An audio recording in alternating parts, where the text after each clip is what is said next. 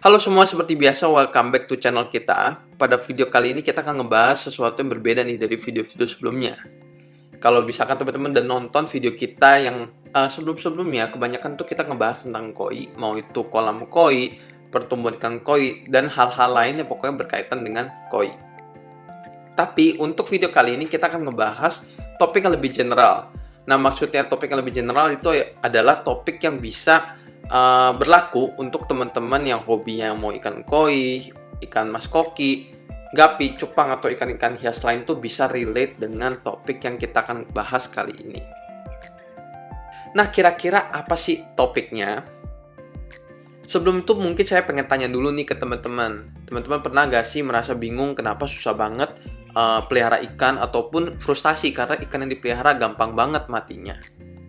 Sebenarnya hal-hal yang teman-teman pernah rasakan, atau mungkin sekarang teman-teman lagi rasakan itu gak cuma dirasain oleh teman-teman doang, tapi juga oleh hobis-hobis lain termasuk saya sendiri.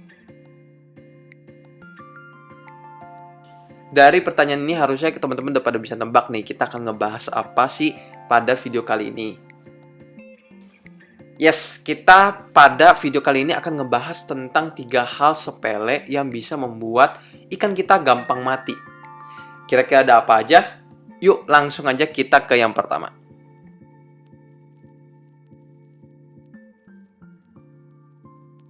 Kita semua tahu yang namanya ikan itu hidup di dalam air. Mereka berenang di air, makan juga di air, dan membuang kotoran di air. Oleh sebab itu, kalau misalkan kita tidak melakukan pergantian air secara rutin, teman-teman bisa membayangkan kotoran-kotoran yang dikeluarkan oleh ikan itu akan menumpuk dan menyebabkan tingkat amonia di dalam air itu menjadi tinggi. Akhirnya, ini dapat menyebabkan ikan jadi lebih gampang stres dan juga bisa menimbulkan penyakit-penyakit. Makanya, untuk menjaga tempat hidup ikan alias air itu supaya tetap sehat, kita harus melakukan pergantian air secara rutin. Nah, tapi di sini banyak salah kaprah tentang pergantian air itu sendiri. Yaitu kebanyakan hobis-hobis di luar sana mungkin yang masih belum mengerti tentang water change itu melakukan pergantian air 100% atau full semuanya diganti. Secara kasat mata memang kelihatan cakep, airnya jadi kelihatan jernih, seger, dan pokoknya enak lah untuk dipandang oleh mata kita. Tapi yang dirasakan oleh ikan kita itu sebaliknya. Melakukan pergantian air secara menyeluruh atau 100% itu sama saja dengan merestart ekosistem dari awal. Nah, hal ini akan membuat ikan yang tinggal di akuarium atau di kolam tersebut tuh kaget. Oleh sebab itu, sebaiknya teman-teman melakukan pergantian air secara rutin dan sesering mungkin. Misalkan, kalau misalkan mau ganti tiap hari itu malah lebih baik. Karena bisa dengan proporsi yang lebih sedikit, misalkan hanya 5-10% dari total keseluruhan air yang ada di akuarium ataupun kolam teman-teman.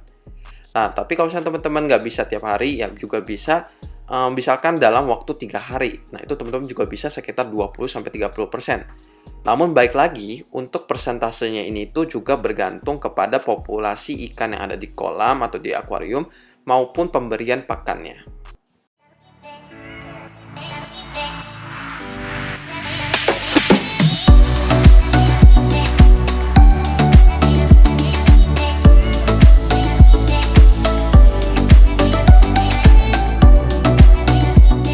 Penyebab kedua kenapa ikan yang kita pelihara bisa gampang mati adalah pemberian pakan yang berlebih. Nah, untuk yang satu ini sendiri memang sudah gak lazim lagi nih di kalangan para hobis. Kita sebagai hobis ikan memang pengen banget ikan kita bisa gendut dan juga bisa cepat besar. Akan tetapi, sebetulnya ada banyak faktor yang membuat ikan kita bisa cepat besar, di mana saya sudah pernah bahas juga di video sebelumnya, yang bisa teman-teman cek di bagian kanan atas, atau mungkin teman-teman dapat nanti ke channel kita setelah selesai menonton video ini. Nah, balik lagi ke tentang pemberian pakan yang berlebih, kenapa ini bisa membahayakan koi? Karena yang pertama, dengan memberikan pakan yang berlebih, bisa jadi ada pakan yang nggak habis, dan pada akhirnya mengapung di atas kolam, dan akan menjadi kotoran yang membuat air kolam atau akuarium menjadi keruh. Kemudian yang kedua adalah pemberian pakan yang berlebih itu juga bisa berujung pada kotoran yang lebih banyak dari si ikannya. Sehingga hal tersebut dapat mencemari air kolam yang dimana kita sudah bahas nih pada poin sebelumnya, yaitu ketika airnya itu gak sehat ya ikannya juga menjadi gak sehat.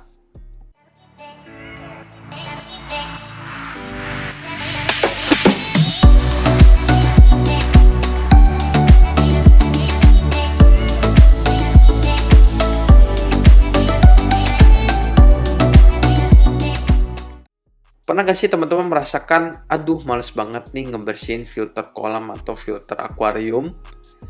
Well, kebanyakan dari kita harusnya pernah merasakan hal yang serupa.